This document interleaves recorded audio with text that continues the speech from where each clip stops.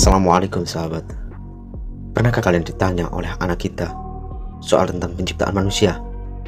Mungkin pertanyaan yang muncul dari mulut anak-anak kita seringkali kita jawab dengan asal-asalan, atau bahkan mungkin kita abai dengan pertanyaan mereka, atau kita sendiri yang mempertanyakan itu.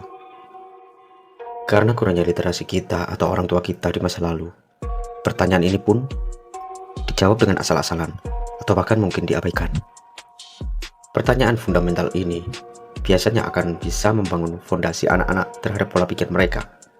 Lantas, bagaimana kita menjawab pertanyaan fundamental ini yang mungkin tanpa kita sadari akan membuat mereka ataupun kita menjadi pribadi yang berpikir rasional atau irasional. Dalam era digital saat ini, semua informasi bisa kita akses melalui buku ataupun platform digital, kapan saja dan di mana saja. Di dalam ilmu modern, manusia tidak diciptakan, melainkan manusia melalui evolusi yang panjang, berlangsung ribuan jutaan atau bahkan miliaran tahun lamanya, dengan seleksi alam, hingga sampailah kepada manusia modern saat ini. Sedangkan dalam teologi agama, manusia diciptakan oleh Tuhan dari tanah, dan itu bertentangan dengan ilmu sains saat ini. Apakah demikian? Bayangkan, kalau anak kita bertanya tentang penciptaan manusia, apa yang akan kita jawab? Apakah kita menjawab sesuai dengan teologi agama, atau menjawab dengan ilmu sains? Kalau anak kita menyimpulkan bahwa ajaran teologi agama tidak sesuai dengan ilmu pengetahuan modern, apakah kita akan menghakimi mereka? Ataukah kita membiarkan mereka tersesat karena ketidaktahuan kita?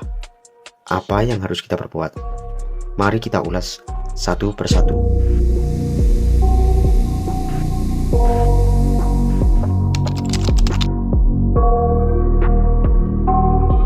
Dalam ilmu pengetahuan modern, teori evolusi mengungkap misteri perkembangan makhluk hidup yang digagas oleh Charles Robert Darwin.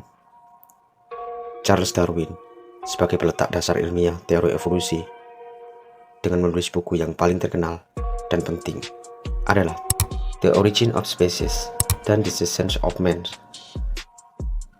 Di dalam teorinya, banyak sekali yang mengguncang bukan hanya kaum gereja, tetapi juga para ahli hukum, antropologi, geografi, dan psikologi di masa lalu.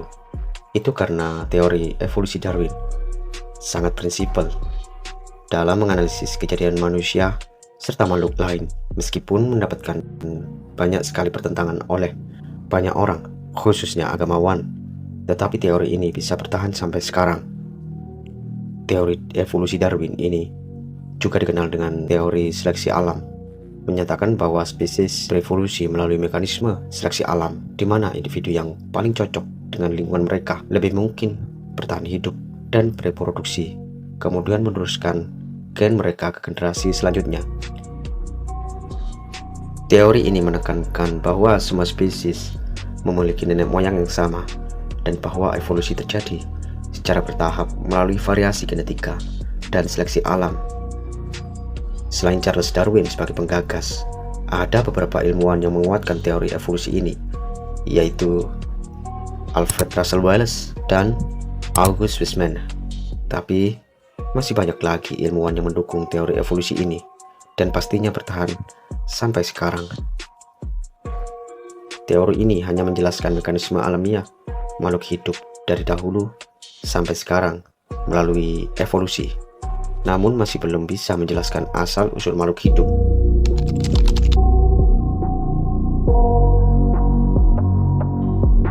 Lebih jauh lagi kita melompat saat bumi memasuki era primordial, yaitu era di mana bumi masih dalam periode awal pada proses pembentukan dan belum memiliki kondisi yang mendukung kehidupan seperti yang sekarang. Periode ini terjadi sekitar 4,5 miliar sampai 4 miliar tahun yang lalu. Bayangkan bumi pada era primordial memiliki suhu yang sangat tinggi karena proses pembentukan planet yang masih berlangsung dan aktivitas vulkanik yang intens. Atmosfer bumi primordial berbeda dengan atmosfer saat ini, dengan kandungan gas yang sangat beracun seperti metana, amonia, dan karbon dioksida. Karena atmosfer bumi primordial tidak memiliki oksigen dalam jumlah yang signifikan, sehingga tidak ada kehidupan seperti yang kita kenal. Bumi primordial mengalami keadaan yang sangat kacau dengan aktivitas geologi yang intens seperti vulkanis dan tektonik lempeng yang membentuk permukaan planet. Namun, dalam keadaan yang kacau seperti ini, terjadi pencampuran kimia seperti karbon, nitrogen, hidrogen, oksigen, dan fosfor dibantu dengan elektron seperti sambaran petir, ditambah sinar ultraviolet dan suhu yang hangat, maka terbentuklah makhluk bersel satu. Proses ini disebut proses abiogenesis. Singkatnya, unsur-unsur kimia tersebut adalah pondasi awal terbentuknya makhluk hidup. Makhluk hidup yang muncul dari materi tak hidup. Makhluk hidup bersel tunggal ini awal-awal kehidupannya berasal dari lautan dan selama miliaran tahun berevolusi menjadi berbagai macam makhluk hidup sampai sekarang. Pertanyaannya, kalau semua makhluk hidup berasal dari unsur kimia yang hidup di lautan lepas, kenapa manusia dalam ajaran teologi agama manusia diciptakan dari tanah? Berarti teori manusia dari tanah runtuh dengan adanya ilmu pengetahuan modern.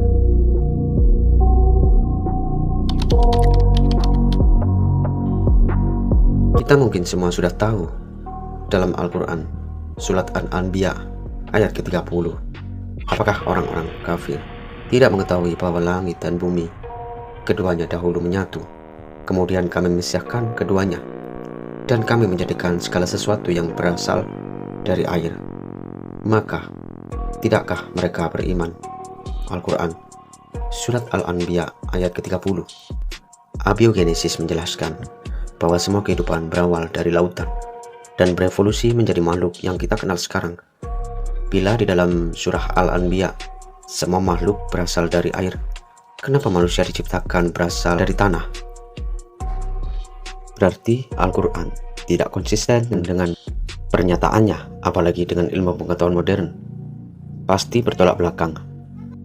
Apakah demikian?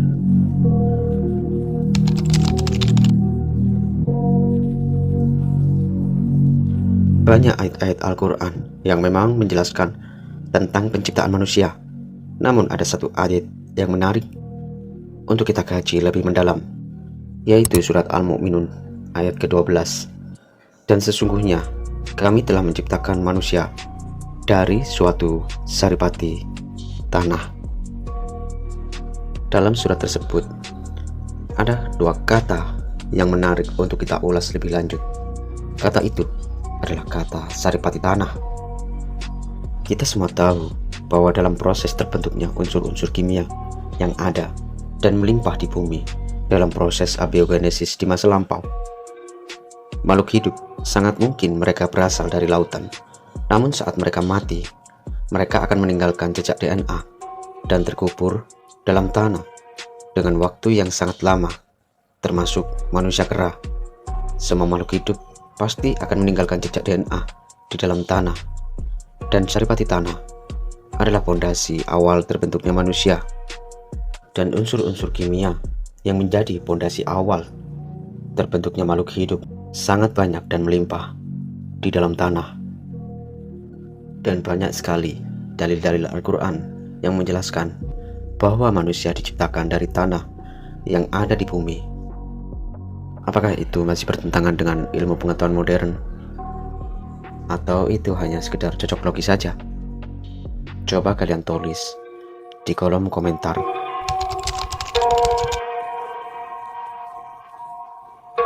Mencari asal-usul penciptaan manusia dan seluruh makhluk hidup seperti mencari duri dalam jerami, dan memang banyak dari kalangan penganut agama yang hanya membatasi pola pikirnya melalui tekstual saja, tanpa mengamati dan mempelajari alam. Sesungguhnya dalam penciptaan langit dan bumi dan silih bergantinya malam dan siang terdapat tanda-tanda kebesaran Allah bagi orang-orang yang berakal, yaitu orang-orang yang mengingat Allah sambil berdiri atau duduk atau dalam keadaan berbaring.